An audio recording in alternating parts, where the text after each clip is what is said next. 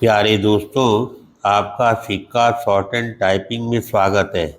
यदि आप चैनल पर नए हैं तो चैनल को सब्सक्राइब कर बेल आइकन को प्रेस करें।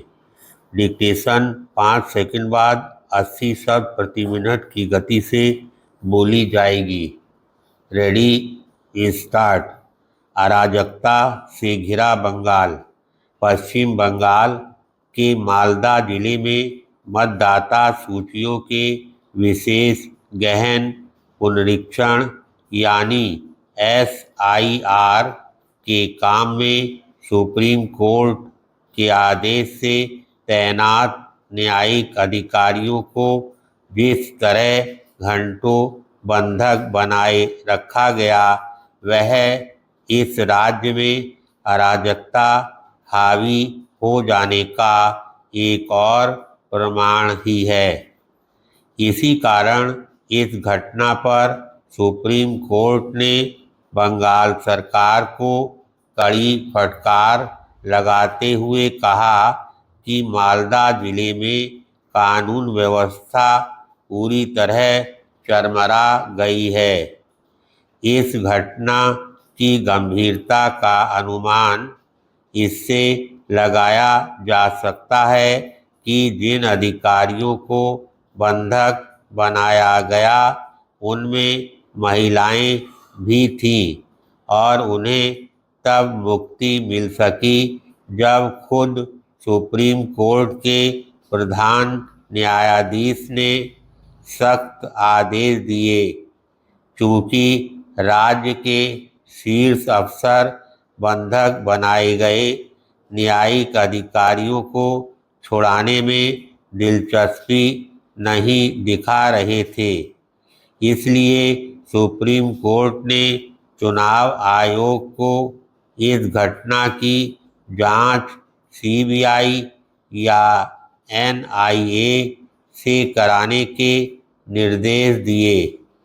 इसका अर्थ है कि उसे राज्य के शासन प्रशासन पर तनिक भी भरोसा नहीं। यह बंगाल सरकार के लिए शर्मिंदगी का विषय होना चाहिए, लेकिन यह तय है कि उसकी सेहत पर कोई असर नहीं पड़ने वाला। यदि ममता सत्ता में लौटी तो बंगाल में कानून व्यवस्था को चुनौती देने वाली ऐसी अराजक घटनाएं फिर से आम हो सकती हैं। हिंसक घटनाओं के सामने पुलिस प्रशासन के मूक दर्शक बने रहने के मामलों में बंगाल सरकार को हाई कोर्ट एवं सुप्रीम कोर्ट से न जाने कितनी बार फटकार लग चुकी है, पर नतीजा ढाक के 3 पात वाला है। पैराग्राफ। मालदा की शर्मनाक घटना पर मुख्यमंत्री ममता बनर्जी ने कहा कि उनकी सारी शक्तियां छीन ली गई हैं।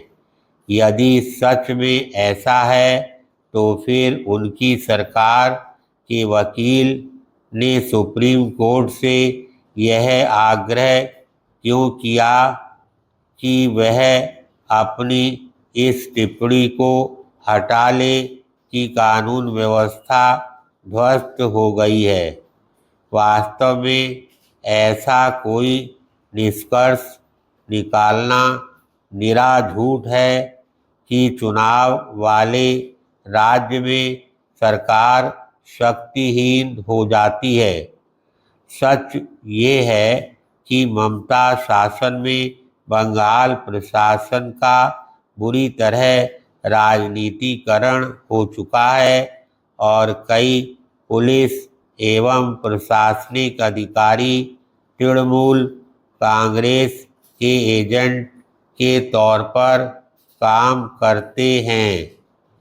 जिन अराजक तत्वों ने मालदा में न्यायिक अधिकारियों को बंधक बनाया, उन्हें वोटर लिस्ट से नाम कट जाने वाले शुद्ध वोटरों की संज्ञा देना सुप्रीम कोर्ट को धोखा देना ही है। मालदा में मनमानी करने वाले अराजक तत्व ही थे। इसका पता इससे चलता है कि गत दिवस उन्होंने फिर से उत्पात मचाया और पुलिस पर हमला किया। अच्छा हो कि सुप्रीम कोर्ट इस पर ध्यान दे कि बंगाल प्रशासन अराजकता से दृढ़ता से निपटना सीखे, केवल चुनाव के वक्त ही नहीं बल्कि सामान्य दिनों में भी। यदि इस पर ध्यान नहीं दिया गया तो बंगाल में अराजकता और बढ़ेगी ही। धन्यवाद।